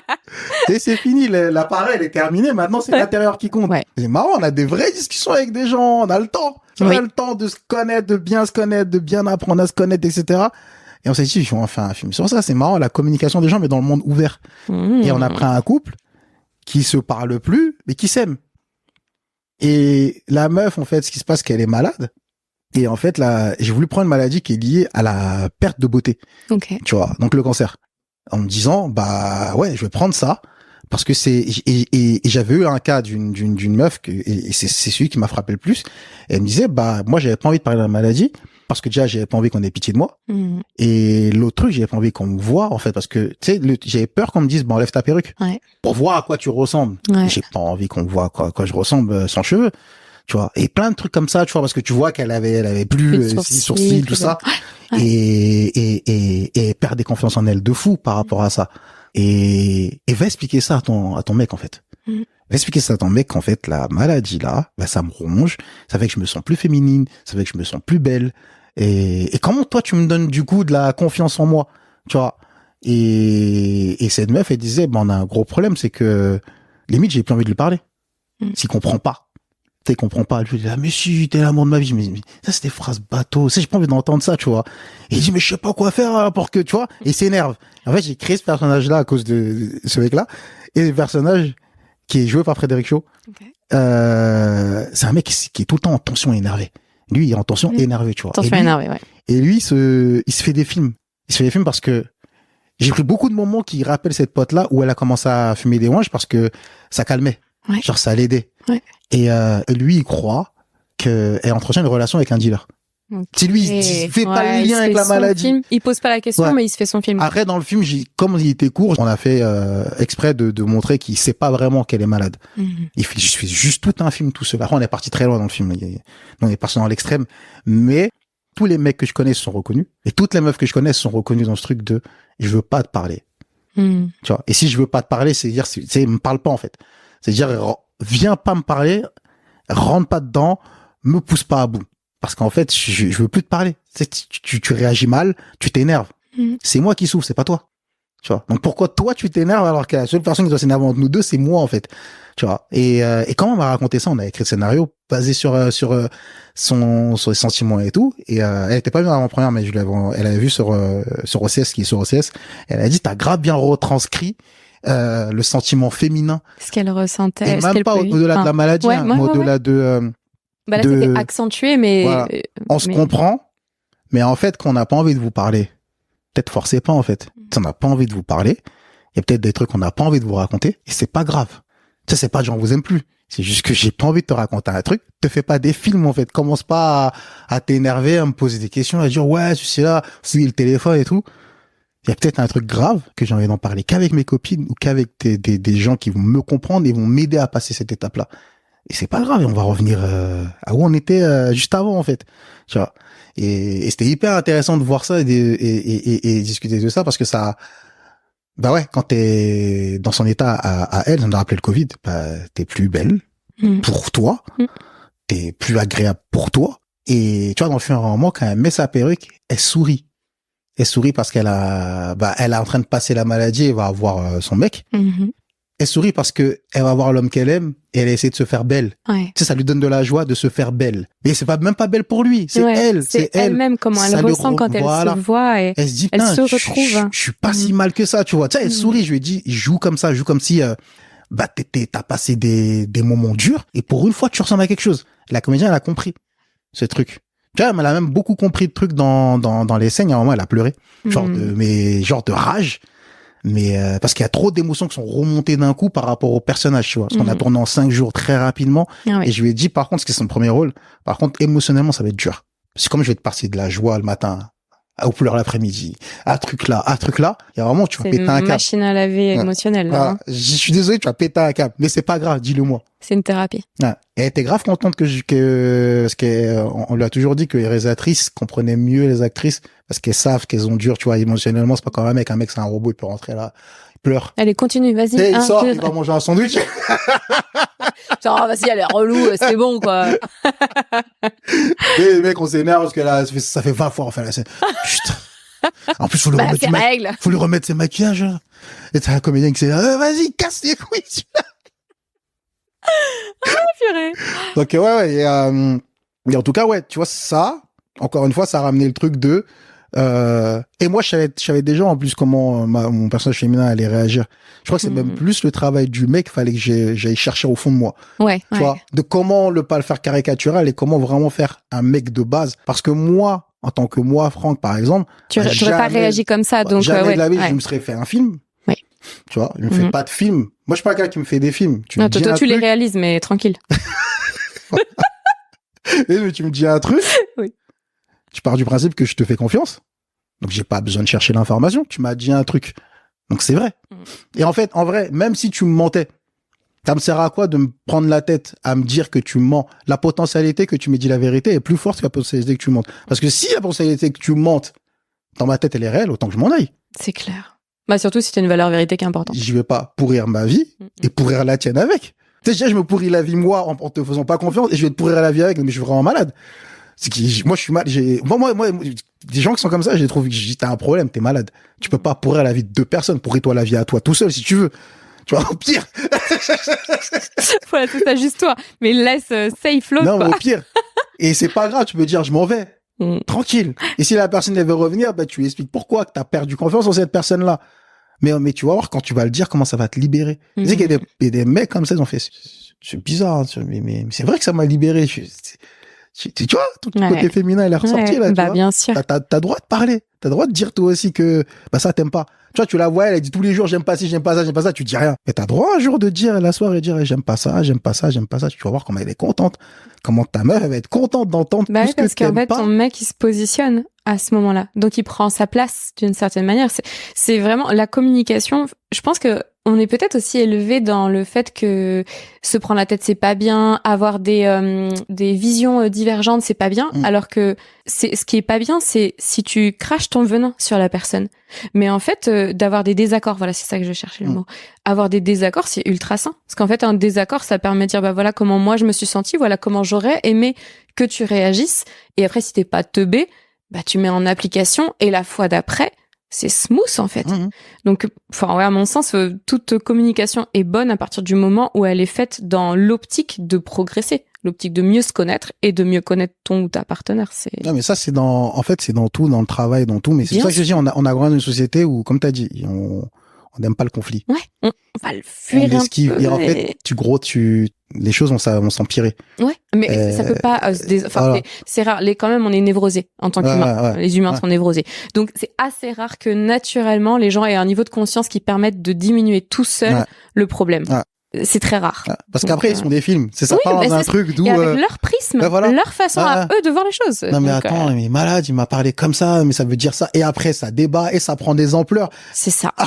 Et alors après, si t'as un entourage qui est pas très bienveillant et tu commences à parler à ton entourage, c'est fini, le truc, c'est une croix dessus, quoi. Et moi, je sais que pendant longtemps, je suis pas encore parfait sur ça, pendant longtemps, j'avais un problème avec le conflit. Ok, ouais. Moi, j'étais en mode, tu sais quoi, en vrai, faut me prendre la tête, tu vois. Mais, je comprends au bout d'un moment que il faut se prendre la tête en fait. Après, pas pour des broutilles, mais il faut se prendre la tête en fait des fois. Il faut conserver ses positions. C'est important. Je trouve que c'est safe en fait pour une femme, tu vois, de ressentir qu'un homme il reste. C'est pas camper sur ses positions genre fermées, mais c'est important que tu sens que c'est pas une girouette quoi, tu vois, et que du coup non, si pour lui c'est important que ce soit affirmé, et ça veut pas dire que ce que tu dis c'est nul, ça veut juste dire je suis moi, je suis intègre et voilà comment je suis. Je trouve que c'est vachement rassurant. Enfin quand t'as pas une énergie de petite fille, tu vois, mais quand t'es une femme et que tu veux avancer, c'est rassurant, c'est stable, tu vois. Genre le gars il dit pas blanc un jour, noir demain. Tu vois, on peut pas parce qu'une fois encore on est sur les polarités. Et là je parle vraiment pas du sexe, mais de la polarité masculine-féminine. Ça peut pas être comme dans les piles, les aimants, ce que tu veux. Ça peut pas être plus, moins. C'est pas possible. Il faut du plus et du moins. Donc si l'homme est trop émotionnel, comme l'univers va rétablir l'équilibre, c'est là que la femme, elle va prendre son côté très yang, très masculin. Et on vit dans un monde où, en tant que femme, on est élevé en tant que, on doit être indépendante, on doit travailler, on doit etc. Et t'as des gars qui ont vachement de mal à prendre leur place dans la masculinité, vraiment, à prendre vraiment leur place d'homme. Ils disent qu'ils veulent le faire, mais en fait, dans les faits, pas tant que ça. Et on est fautifs tous les deux. Pour moi, derrière, c'est le patriarcat, mais quand je dis on est fautifs tous les deux, c'est la femme, elle laisse pas la place à l'homme de prendre sa place, ce qui est pas forcément évident. Et l'homme, à mon sens, n'est pas assez sécure pour que la femme puisse se relaxer dans son corps. Et cet équilibre, il est extrêmement dur à trouver. C'est des ajustements. Ça peut être au début pas très équilibré dans la relation. Et au fur et à mesure, on apprend à se connaître et ça s'apaise. Mais il y a dans les polarités, enfin, de toute façon, on vit dans un monde qui est pas très équilibré, donc c'est pas très surprenant qu'à l'échelle, déjà de son individu propre, on ait des polarités qui soient pas équilibrées. Et donc, en relation, ça se ressent encore plus, quoi. Mais c'est clair, c'est totalement ce que t'as dit, c'est ça, c'est un problème de place dans le couple, un problème et tu vois, moi j'ai 2 beaux enfants, et même avec elle, ça se ressent encore plus, tu vois, c'est 2 filles, 2 ados, elles ont le réflexe de chercher quelque chose chez moi qu'elles cherchent pas chez leur mère, tu vois. Et même ça m'a augmenté encore plus ce truc-là, de me dire, mec, elle, c'est ce qu'elle voit, elle a le côté animal encore, elle a pas le côté réfléchi. À côté d'eux, je recherche chez toi de la force, je recherche de la sécurité chez toi. Tout à fait. Donc quand on sort, c'est toi le protecteur, tu vois, quand je vais bosser, elle me dit, ouais, mais Franck, il est pas là. Genre, elle veut pas aller, tu vois, c'est vrai qu'elle veut pas faire. Quand Franck est là, elles se sont rassurées, et c'est qu'on peut aller prendre le métro ensemble tout seul, enfin, ensemble, qu'on peut marcher, et qu'elle réfléchit plus à où elle va. Elle a l'homme qui sait, elle lui a donné les infos, il lui dit, on va là, ça se passe comme ça, à telle heure, on rentre. Et c'est tellement important dans le développement d'une femme pour plus tard. Et même elle, ça l'a, j'ai senti que depuis que je suis là, ça l'a amené une stabilité émotionnelle. Bien sûr. Le fait que elle peut parler, elle peut dire des trucs que moi je vais pas ressentir pareil que sa mère, tu vois. Tu sais, elle est un peu plus corsée, et je vais pas moi crier au coin là, si je vais rigoler, je vais dire, vas-y, t'es une petite, ça c'est pas grave. genre tes trucs là, tu calme. Tu vois. J'y passe un peu plus truc, mais voilà, on est là, mais voilà quoi. Ou par exemple, une fois elle a reçu un message sur Snapchat d'un mec avec de sa classe qui dit, on dirait voir un film ensemble. Et elle me montre, je dis, ouais, si c'est dans un cinéma. Elle me dit, pourquoi tu penses que ce serait ailleurs? Je dis, 14-15 ans. Moi, je sais ce que je vais écrire après. Je vais rien te dire, mais je pense pas qu'il va écrire cinéma. Ouais. Tu vois. Et c'est effectivement ce qu'il a écrit. Elle m'a regardé quand je dis, mais on est passé par là. J'ai eu cet âge. J'ai été jeune. J'ai eu cet âge. Il y avait juste pas Snapchat et tout, tranquille. Mais tu vois, et c'est ce truc-là que quand nos familles à nous, on peut pas avoir ce genre de discussion. C'était compliqué d'avoir ce genre de discussion. Tu vois. Mais justement, je me suis dit, vas-y, je fais le contraire. En fait, en vrai, moi, c'est ce que je attendais. Je voulais avoir ce genre de discussion. Oui. Ben voilà, je vais avoir ce genre de discussion en mettant la limite de t'es un adulte quand même, t'es pas son pote. Ouais, voilà, t'es pas son pote, mais ouais, un espèce c'est les buts de montrer ça. Ouais. C'est parce que t'es son gage de sécurité. Bien et donc, sûr. Si tu lui dis n'y va pas, elle va pas y aller. Et en fait, elle va commencer à te dire plus de choses. Donc, elle te cachera rien. Tu vois. Et il y a des trucs où, tu seras peut-être pas très content de trucs, mais c'est là que tu vas trouver les mots. Même toi, ça te fait progresser en tant qu'homme. Tu vois, en fait, moi, ça m'a fait progresser très vite. Ça te fait progresser en tant qu'homme parce que, ouais, il y a toi, il y a très longtemps, qui viennent parler là. C'est exactement avec ça. tes expériences de vie et là t'es là, ah ouais, c'est dur. De ouf. C'est dur de parler à en fait le t-shirt là un peu court là, non? C'est ça, c'est de prendre ta place sans non plus, sans créer une tension, sans la faire fuir. C'est, tu vois, est-ce que tu sais que t'es passé par là, c'était la mode. Ouais.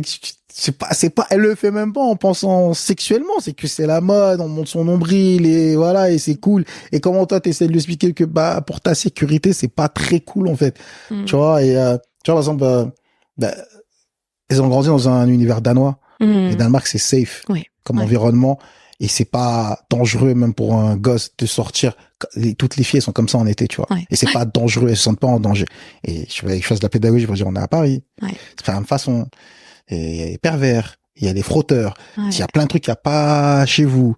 Et tu vois, faire tout ce travail pédagogique pour expliquer, et sans forcément être dur, tu vois. C'est ça, tout en gardant leur forme d'innocence quand même, pour pas qu'elles deviennent flippées. Mais j'avoue que c'est... Tu vois, élever des filles aujourd'hui. Un truc de, je traînais les valises, et comme elle marche vite, j'étais là derrière et tout. Mais en même temps, je mets une distance de sécurité un peu, j'aime bien mettre une distance de sécurité pour voir ce qu'il y a devant elle et ce qu'il y a derrière. Tu vois. Et je vois, il y a deux mecs qui sont là, ils la regardent vraiment prestement, tu vois. Et elle se retourne et je lui fais, tu vois, un signe des yeux, tu vois, le signe de, je t'avais dit pour la veste. Ouais, genre, je t'avais dit. Ouais. Et elle ferme sa veste. Tu vois, tu sais, le regard de dire, dans la voiture, elle s'excuse. Je t'avais dit pour la veste, mais tu vois, je vais pas te forcer à la fermer. Mais ce qui est génial, voilà, c'est que c'est elle-même qui s'en est rendue compte par l'expérience. Voilà. Et c'est ça qui est chouette, c'est qu'il y a eu de la communication, mais pas genre non, tu ne fais pas ça. C'est l'interdiction qui fait que tu veux le faire 2 fois plus à cet âge-là surtout. Et que là, par elle-même, elle s'est dans son corps, elle a pas dû se sentir trop à l'aise de sentir ce genre de regard, parce que je comprends tout à fait. Et naturellement, elle l'a fait en comprenant. Du coup, ton avis a encore plus de valeur pour elle parce qu'elle comprend par l'expérience. Parce que en fait, nous, à nos âges, on a compris par l'expérience. Oui. Quand on nous disait non, alors là, tu donnes encore plus envie de le faire. Et on te crie, on te dit pas pourquoi en plus.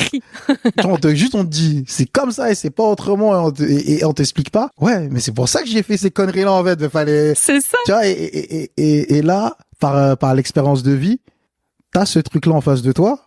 Là tu dis refais pas les mêmes conneries, refais pas le même truc, respire. Zen, je sais que ça boue, respire, zen, calme. Maintenant explique-lui. Tu vois, et dormir tard et c'est pas cool, et pourquoi c'est pas cool, et vas-y viens on discute, et viens on truc bon viens on va faire du shopping, non moi je veux pas que tu portes ça parce que tu vois et au final cool, tu vois, zen.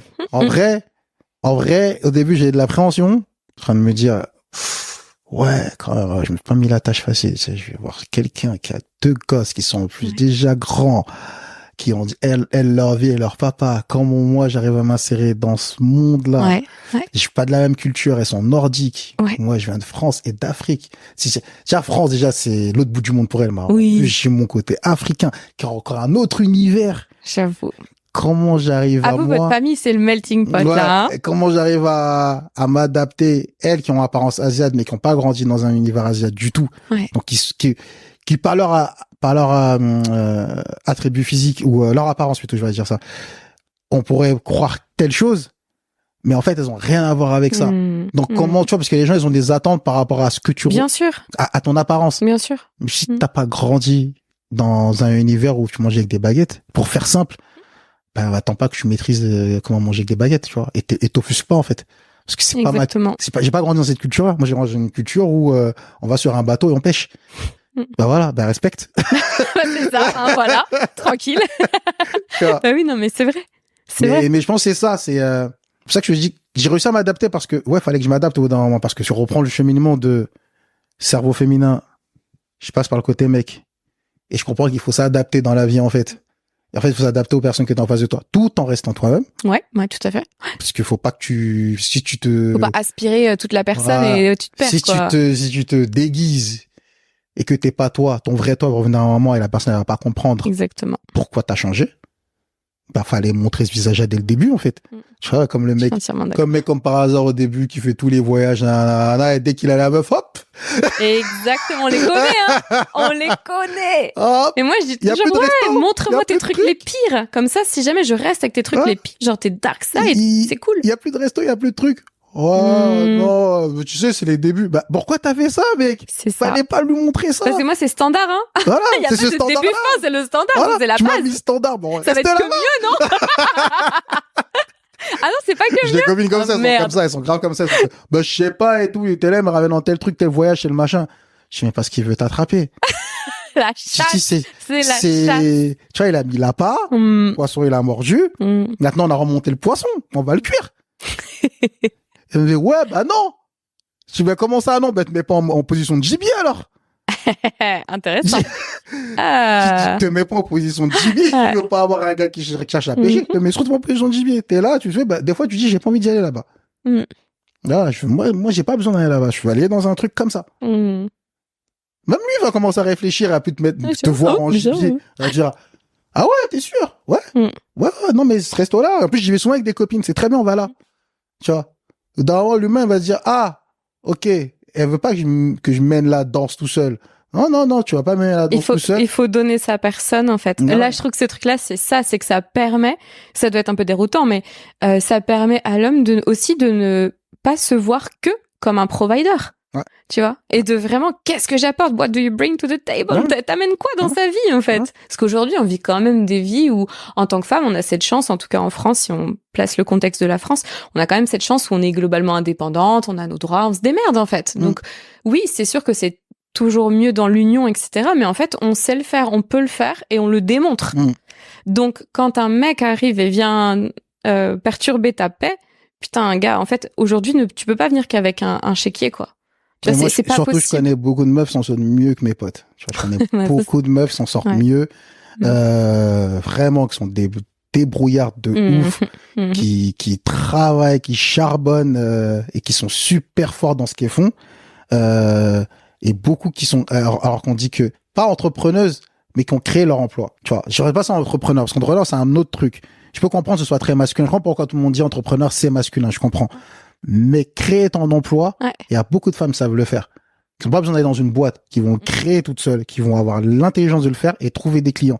Tu vois, elles ont créé leur indépendance et elles sont très bien comme ça, j'en connais plein et ça marche très bien pour elles. Du coup, toi, quand tu arrives dans sa vie, tu peux pas dire je vais jouer sur l'argent. Mec, au bout d'un moment, tu vas être dépassé parce que tu prétends. En plus. Tu vas être dépassé parce que, ouais, vas-y, ok, d'accord, on joue à ça. Y a pas de problème. Là, je paie rien. Vas-y, on y va. Bon, au bout d'un moment, pourquoi t'es essoufflé? T'as commencé une course, non? Tu peux aller plus fort. C'est exactement pourquoi t'as commencé aussi fort et tu t'essouffles? Et après, tu commences à dire, Michto, nanana. Non, moi, je t'ai rien demandé. T'es venu me chercher, non? Exactement. Je ne t'ai rien demandé. Je t'ai pas demandé ce resto. Je t'ai rien imposé. C'est toi, t'as voulu mettre ce standard-là. Ok? Tu m'as mis dans une habitude, dans un truc, dans un machin. Bah, gars, assume. Bah, maintenant, si ça va moins bien, bah, elle craint de t'asseoir et de dire, bah, ouais, j'ai voulu t'impressionner, tout, nanana. Mais voilà, je suis ça, mec, elle va plus te respecter. Elle va beaucoup plus te respecter si tu fais ça. Et tu disparais, là, pendant un moment et tu reviens. C'est ça, et tu t'es refait les poches. Maintenant, tu réapparais. Et tu recommences à remettre les paillettes dans sa... Ah, il y a une quicheta. Une quicheta qui est tombée, tiens. Ouais, c'est rigolo. Moi, j'ai des copines comme ça, elles sont là. Ouais, ça a dû bien se passer. Il a dû rentrer pour me rappeler. Ça fait 2 mois, j'ai pas de nouvelles. Ah, punaise. Tu sais, il y a des mecs qui le voient même pas. Je dis, mais vous croyez qu'elles sont connes ou quoi? Mais peut-être elle va venir, hein. Elle va se dire, bon, il est marrant en vrai, il est grave cool. Mais elle se voit pas avec toi, gros. Non, c'est ça. En tu fait, vois, avec l'honnêteté. Il faut qu'il y ait ça. Des fois, il y a des ça.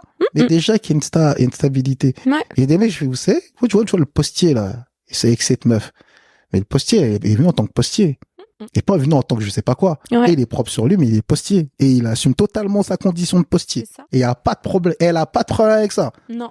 Et il est attentif et tout. Il donne le temps qu'il peut donner. Et elle est très contente avec ça. Soyez ce mec-là. En fait, faut juste être soi, quoi. Voilà. Sois ça. C'est tellement important. Et si elle veut pas de ça, ben c'est pas grave. Ben reste dans ça. Ouais. Reste dans ce truc-là. Il y a une meuf très bien qui va venir et qui va accepter ça. Exactement. Et rester dans votre, ça prend du temps. Je dis, même moi, ça m'a pris des années. Rester dans sa ligne, en fait. C'est difficile, en fait, quand en plus on a la faculté de sentir les gens, qu'on sait s'adapter, etc. C'est assez difficile de ne pas aller chercher à soit faire plaisir ou s'adapter par rapport aux autres ou descendre un peu les standards. Moi, je sais que j'ai souvent eu l'habitude de négliger mes propres besoins parce que je me disais oh non quand même le pauvre là c'est un peu compliqué, là je sais pas quoi, et en fait je m'honorais même pas, quoi, tu vois. Et du coup si toi tu t'honores pas et que tu tolères des choses qui sont finalement pas ok profondément pour toi, comment est-ce que la personne en face de toi elle peut te respecter, comment est-ce qu'elle peut t'honorer? Donc c'est tout un travail, parce que ça veut dire aussi dire non à certaines personnes, ça veut dire non, ça ne me convient pas, ou ça ne me convient plus, peu importe. C'est très inconfortable de dire non, en fait. Et on en revient à ce que tu disais au tout début de cette personne qui disait tout le temps oui. Et c'est pas salvateur, ni pour la personne en face, ça n'aide pas, ni pour soi-même, parce qu'on n'a plus de oui pour se dire à soi, enfin on n'a plus de oui à se dire à soi. Ouais, c'est ça. On a, tu vois, j'ai plus ça me rappelle une pote que je l'applaudis à l'époque, parce que j'avais tout suivi à l'époque, tous ces trucs. En gros, il y a un mec qui la drague, qui est le père de ses enfants maintenant, qui la drague et tout. Elle dit grave mignon et tout, on va voir. Au début, ils sortent, ils vont dans des endroits et tout. C'est pas la folie, mais ça va, elle rigole bien avec lui, il a l'écoute, il est différent. Il dit, je vais grave jouer sa chance. Et tu vois, c'est le genre de meuf, tiens, dans un groupe, il y a le genre de meuf où toutes les copines elles disent, mais t'es trop belle, tu devrais être avec tel ou tel mec et tout. Et elle fait, ouais, mais c'est pas ça que je veux. Non, en vrai, oui, je pourrais. Oui. Mais je serais pas heureuse. Je le sais que je serais pas heureuse. Et je dis, ouais, mais c'est pas grave, meuf, avec le physique que t'as, mais tu mériterais. Et c'était genre de meuf, elle. Et en rencontre ce mec, et toutes ses copines, disent, mais c'est un loser, mais il a pas de taf, mais qu'est-ce que tu racontes, mais qu'est-ce que tu fais avec ce genre de mec, là? Et à un moment donné, j'ai dit, en plus, je lui ai dit, j'ai appelé, j'ai dit, mais t'as trop bien fait. Franchement, je connais pas beaucoup de meufs qui auraient fait ça. Un jour, elle l'a assise, elle lui a dit, écoute, c'est pas une histoire que je mérite ou que je mérite pas. C'est aussi de toi de te prendre en main. T'as voulu te mettre dans une relation avec une femme. Une vraie femme. C'est toi qui le dis, hein. Que de ta bouche, une vraie femme. Je t'attends pas que tu gagnes des millions. Eh mec, il va falloir que tu te lèves. Que t'arrêtes d'être un fils à maman. Que t'ailles chercher un taf. Ou tu te formes, ou j'en sais rien, ce que tu veux. Mais bouge-toi, passe à l'action. Il va falloir te bouger et passer à l'action, parce qu'au bout d'un moment donné, moi, l'amour, c'est bien. C'est bien. Et ça se trouve, je vais t'aimer toute ma vie. Mais au bout d'un moment, je vais être écœuré. Tu vois, j'en aurais marre, en fait. Tu vois, elle le verra même plus pour ce qu'il lui apporte, en fait, mais plutôt comme c'est un poids, c'est un enfant, c'est c'est ça. Elle a dit, il y a pas de désir après. C'est pas une histoire d'argent, c'est une histoire de devoir être fier de toi. C'est ça. Je veux juste être fier de toi. Et si je suis fier de toi, je serais plus en love encore avec toi. Mais si je suis même pas fier de toi et que je suis juste là en train, ça sert à rien, en fait. À la première embrouille, tout va sortir, tous les problèmes, fioup. Il y aura que des problèmes. Et au final, elle l'a transformé, ce mec. Et même ses potes, ils ont dit, t'es une bénédiction dans sa vie. Non, pour ça, c'était cuit. Mais c'est vraiment, t'as vu, enfin, elle a eu les bons mots, ça a été au bon moment, mais lui, il a saisi le truc aussi. Il a pas fait le gars, tu vois. Il a pas été dans son ego. Je pense que ça a dû arriver aussi pour lui, son bon timing, c'est ce qu'il fait, et je leur souhaite longue vie, parce que si tu dis qu'ils ont des enfants en plus ensemble, c'est voilà, magnifique. Tu vois, tout ça, et lui-même, il a dit, mais jamais, Dieu merci, en fait, que t'es arrivé dans ma vie, tu vois. Parce que je pense que même lui-même, au niveau confiance, peut-être qu'il devait être bas. Bien devait sûr. se dire, mais je vais jamais y arriver et tout. Là, il a eu une raison. Il a eu une raison d'y arriver. sais, il voulait pas la perdre. Et ça, c'est très masculin. Ouais, J'en parlais hier avec un ouais. pote qui disait, depuis qu'il a sa fille, il me dit, ça me donne, alors lui, c'est parce que c'est son enfant, mais en fait, peu importe, je trouve que c'est très masculin d'avoir un goal de pourquoi je fais la chose, et ensuite, comme si vous pouviez avancer vraiment, je le fais pour ça, tu vois, et ça donne une direction, et de toute façon, on sait que sans vision, il n'y a pas de direction, enfin, tu vois, ou sans direction, il n'y a pas d'action, enfin, après, on peut le transférer comme on veut, mais c'est tellement, tellement important. Ouais. Une question, et ensuite on va clôturer.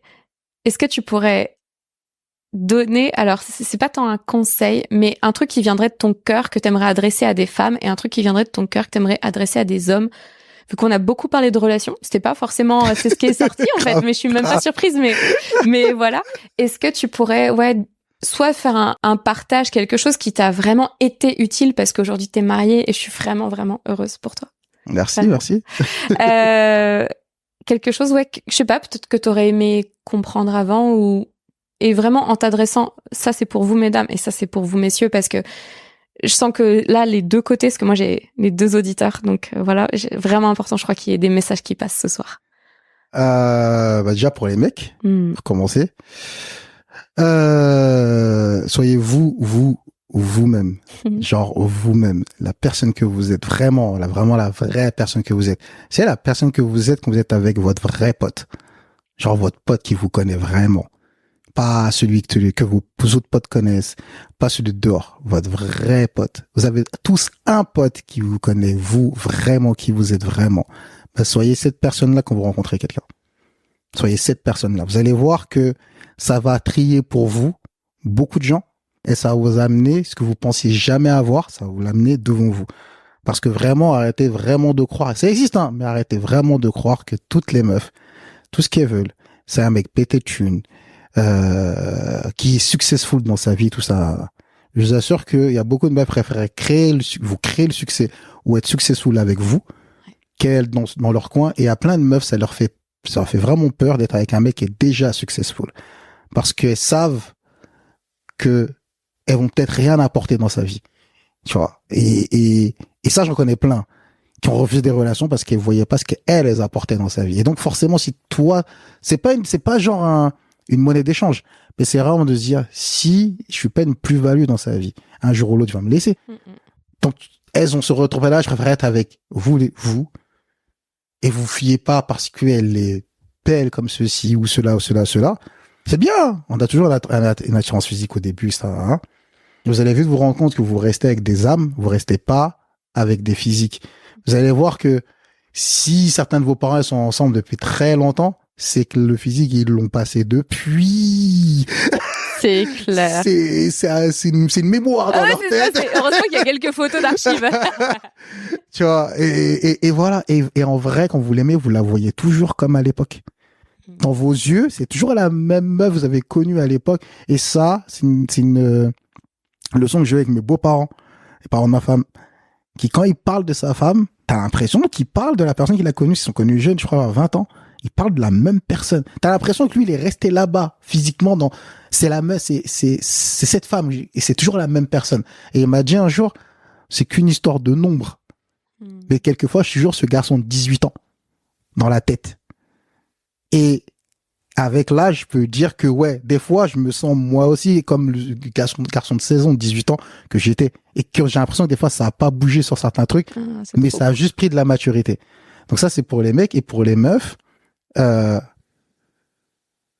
suivez vraiment votre cœur, en vrai de vrai. Suivez vraiment votre cœur.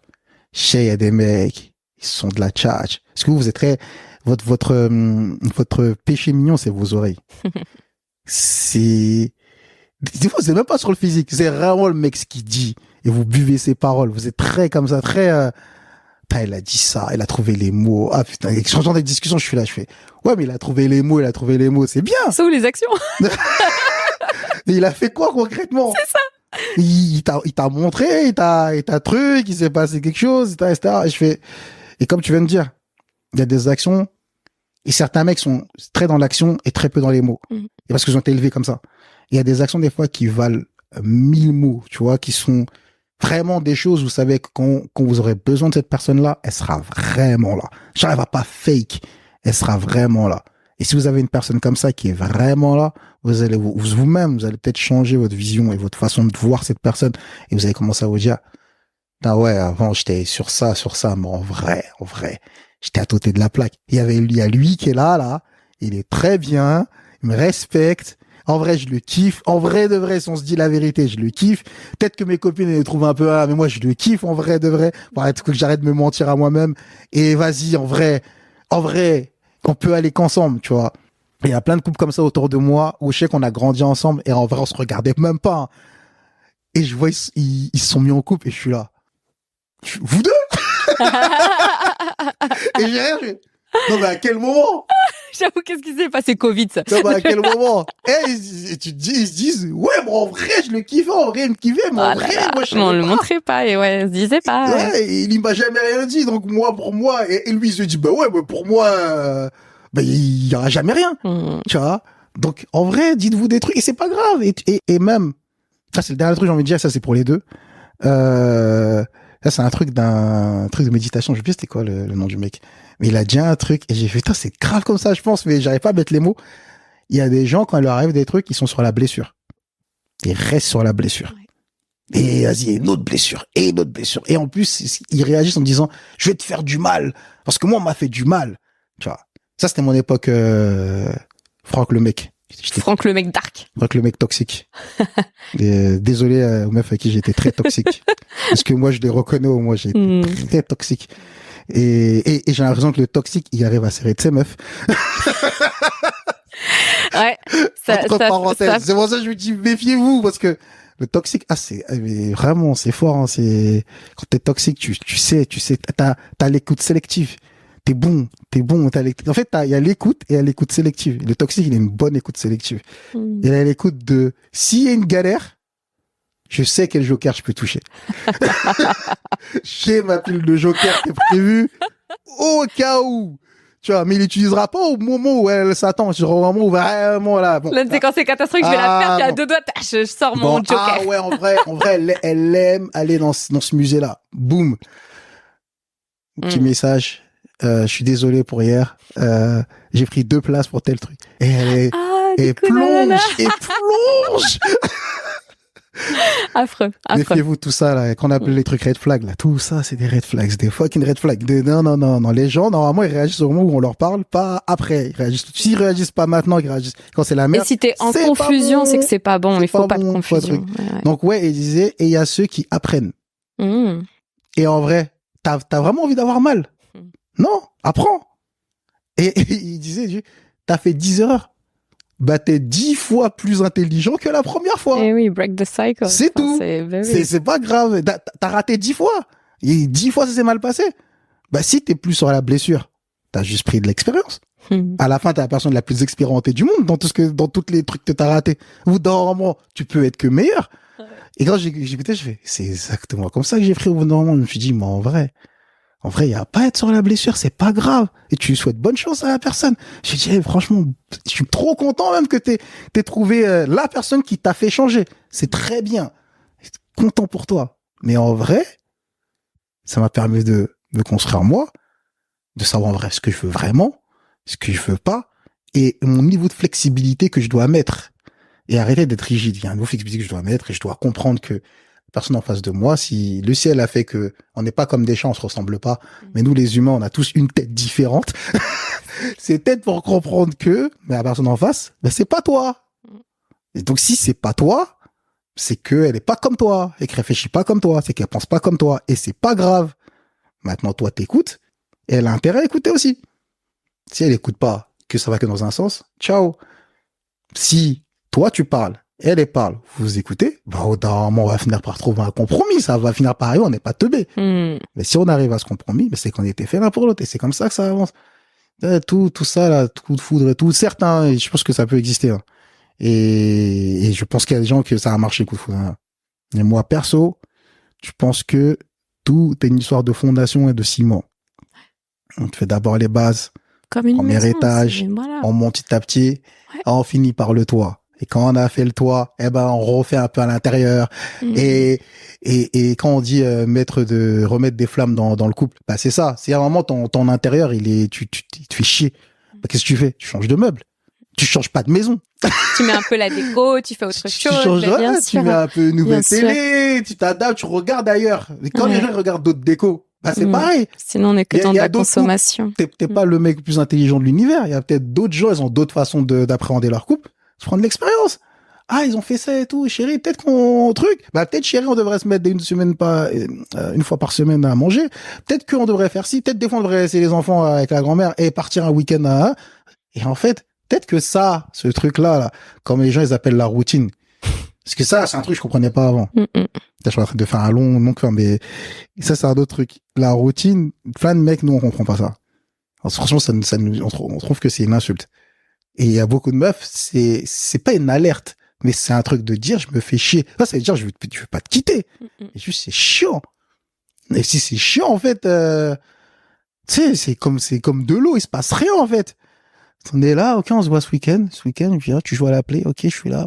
Mais ça, c'est de la routine inconsciente. Mais quand c'est une routine consciente, elle devient nourrissante. Voilà. C'est des choses que tu mets en place et tu fais tes petits rituels. En fait, moi, presque c'est le mot rituel que routine que je trouve beau. Et la routine que vous avez convenue à deux, que vous êtes dit, on va faire ça, on aime ce genre d'artiste, on va à tel concert ensemble. Ou si, même si vous n'avez pas énormément de thunes, ce week-end, j'ai envie de faire tel plat, viens, on s'aide.